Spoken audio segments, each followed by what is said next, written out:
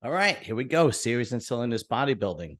And my favorite part of Series and Cylinders bodybuilding, Anabolic Academy, where you send in questions via Instagram, email, Facebook, face to face, whatever you want, and I answer them. My Instagram is Series and Cylinders. Reach me on Facebook on John Livia, TikTok at John Livia. My email is unclejohn1201 at Gmail or John_Livia@yahoo.com. Today will be a short one. We only have a few questions. Thanks to Fran is the man. Fran certainly is the man. He sends me questions every week. And if it wasn't for this week, I would have no questions. So we're just going to jump right into his first question. Have you ever trained with any IFBB pros? So you were able to keep up with them? And I actually had to think about this because no, I never trained with any IFBB pros. I've trained with some national level guys. I had two friends that had done, one guy did the Masters Nationals, another guy did Team Universe, and I used to train with them, and yeah, I was able to keep up with them. But no, I never trained with an IFBB pro, and that's still, sooner or later, I will, right? Whether it's Arns or retired pro or whomever, or it is a new pro. I don't know, but sooner or later, that's like on my bucket list. I got to check that one off, but no, never did. Next question. Who is the best poser in bodybuilding today? All right. So when you say best poser, you have to, what best poser basically means is being able to show your physique, hiding the flaws, promoting the best parts of your body in a very fluid way where your transitionings are very fluid and so on and so forth. So, obviously you would look at somebody like Sergio Oliva Jr., who's a great poser, Samson Dowda, who's a great poser. Now, I understand that that's what everybody means by the best poser. Actually, Vinny Galante is actually a really good poser. But anyway, that does nothing for me exciting wise, right? When somebody comes out and they start doing the whole,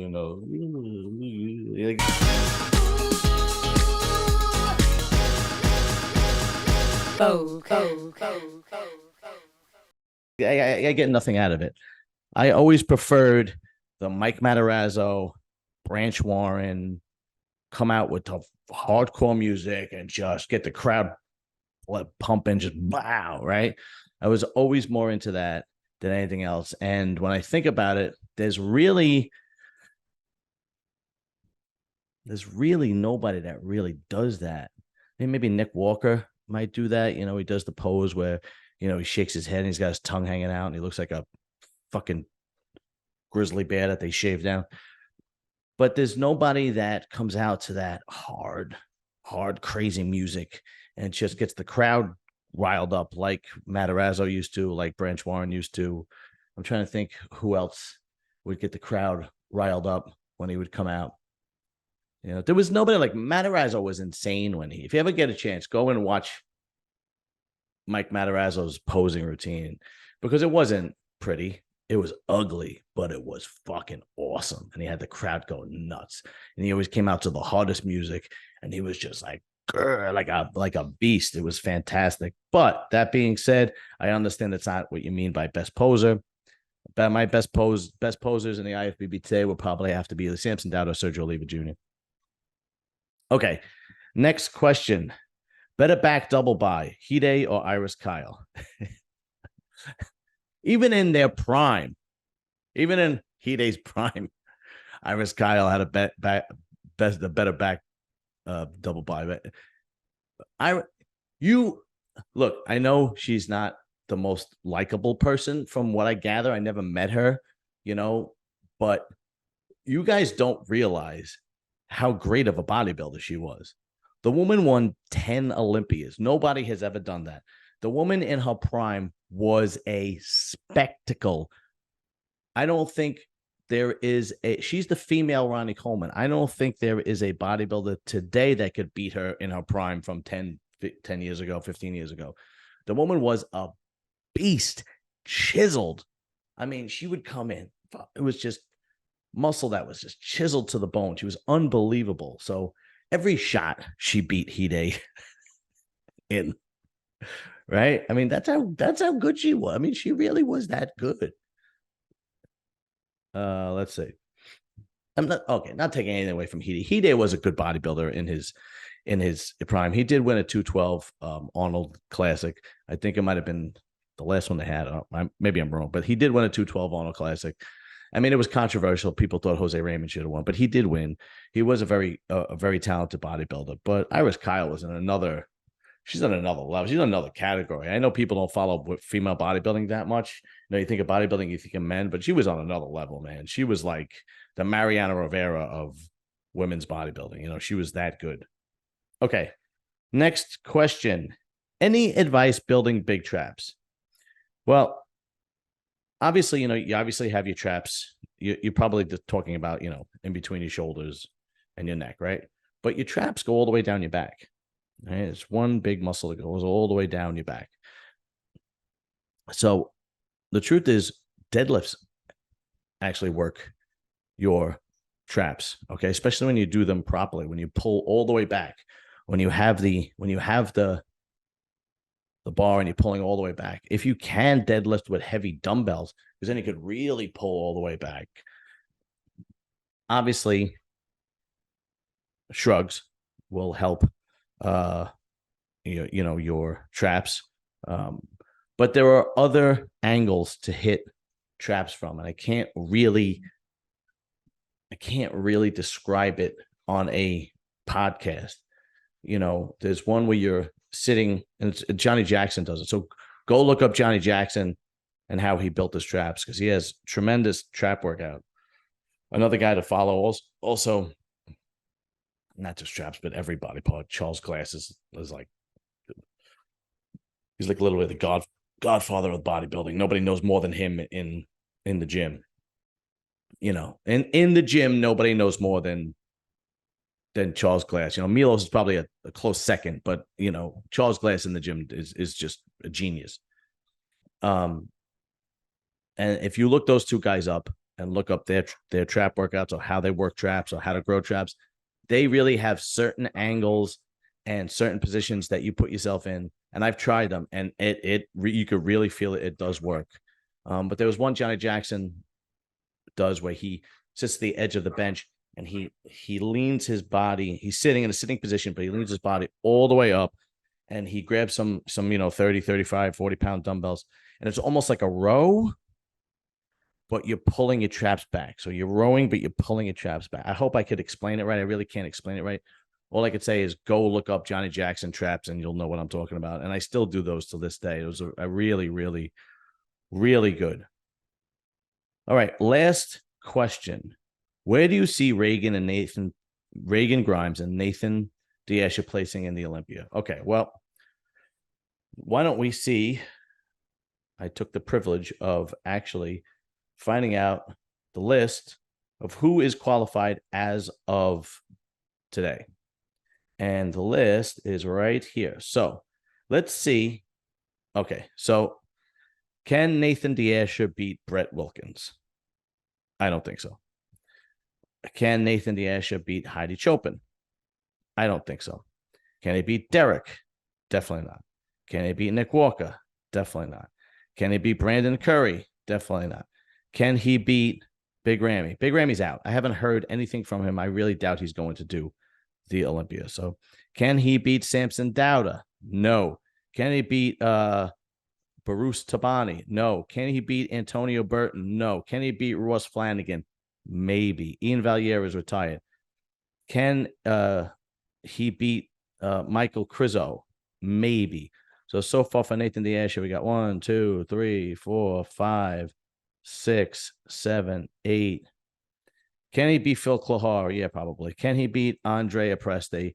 Maybe. Can he beat Hussein Mustafa? Maybe. Can he beat Justin Shear? Maybe. Can he beat Roman Fritz? Obviously, he can. Can he beat Hunter Labrada? No. Can he beat Andrew Jack? No. Can he beat Kamalo Gardner? No. So Nathan, he's very lucky if he gets 9th or 10th. Very lucky. Regan, I'm going to put in the same category, but let's run down the list. Can he beat Brett Wilkin? No. Can he beat Heidi Chupin? No. Can he beat Derek Lunsford? No. Can he beat Nick Walker? No. Brandon Curry? No. Samson Dowda? No. Baruch Tabani? No. Antonio Burton? No. Sorry, Tonio Burton. Ross Flanagan? Maybe. Ian Valier is retired. Michael Krizo? Maybe. Phil Klahar? Probably. Andrea Presti? Maybe. Hassan Mustafa? Maybe. Justin Shear? Maybe. Roman Fritz? Obviously, he could beat him. Hunter Labrada? Definitely not. Andrew Jack? Definitely not. Kamala Gardner? Definitely not. And then obviously, can he beat Nathan Diasha? So both of them, I would put at the bottom end. If they were to break top 10, I would put both of them in 9 or 10. That I don't think they're going to be able to get any higher than that. Because look who you got. Look who you got that's going to break the top 10. You got Brett Wilkins, Heidi Chupin, Derek Lunsford, Nick Walker, Brandon Curry, Samson Dowda, Antonio Burton, Mike Krizo, Hassan Mustafa, Hunter Labrada, Andrew Jack. I mean, take Hassan Mustafa out of that. Okay, he might be at the bottom of that too because he can't beat these guys either. So that's where I would put them. I would put both Nathan and Regan at the bottom portion of the top 10. So anywhere from 9th to 12th, I would say. I don't see them getting any higher than that. You know, once you go to the Olympia, it's a different ball game, man. You know, these are not like second tier, third tier pros you're going up against. And maybe you got a handful, 2 or 3 good guys on stage like we've seen in the last few shows. The Olympia is the greatest guys in the world, and they're the greatest guys in the world for a reason. This is the Olympia is the Super Bowl. You're not going to be able to beat that team, But here's the thing. Regan is very young. Okay. So this is going to be his first or second Olympia. I'm not 100% sure, but he's still very young. He still has a lot of time. Nathan is kind of already said that he's thinking about retiring soon. So he has 10 pro wins. There is nothing to be ashamed of in his career. He has a tremendous career. I think he probably could have done even better if he concentrated more on bodybuilding. He seems to always get distracted or have some kind of problems or run-ins with legal run-ins or whatnot. Where, Regan seems to be a little bit more focused. I know he took the year off. He put a lot of size on. We saw the best Regan that we saw ever. But he's still young, and he still has time to make improvements, and he still has time to grow. And he does have Milos in his corner, and that means a lot. When you have a great trainer, that means a lot because those trainers really know what they're doing. They are, Milos is one of the greatest trainers in the world, if not the greatest. But, the fact that you make it to the Olympia and win a pro show, that's an accomplishment. You're talking about 10 people on planet Earth. And how many people are there? 8 billion, 7 billion. You're talking about 10 out of that. That's what is it? 0.0001% of the population that makes it there. I mean, it's a huge accomplishment just making it to Olympia, but I wouldn't put them past 9 and 10, either one of them. All right. I want to thank you guys. I have a whole bunch of new subscribers. It looks like my channel is breaking through. Truly appreciate the new subscribers. Truly appreciate the last 2 videos I've done have really been doing well. Believe me, it is greatly, greatly appreciated because it's been taking some time. This January will be a year that this channel is up and running. And I just keep pushing and pushing and pushing, knowing confidently that it is going to grow. And it is growing, and I greatly appreciate it. And I love and respect all of the people that watch my channel and make comments, and even the guys that leave negative comments, even the trolls. I love you guys too. Keep trolling me. There's only like 1 or 2 of those guys, but keep trolling me. And if you haven't liked or subscribed to this channel, please do, because I ain't stopping. And I have my my actual saying about when I'm going to stop is I'm not stopping until I have a booth at the Olympia with large-breasted women and Hell's Angels as security. Then I might consider stopping. But until then, I'm not. So like, subscribe, share, and thank you very much. Later. Peace.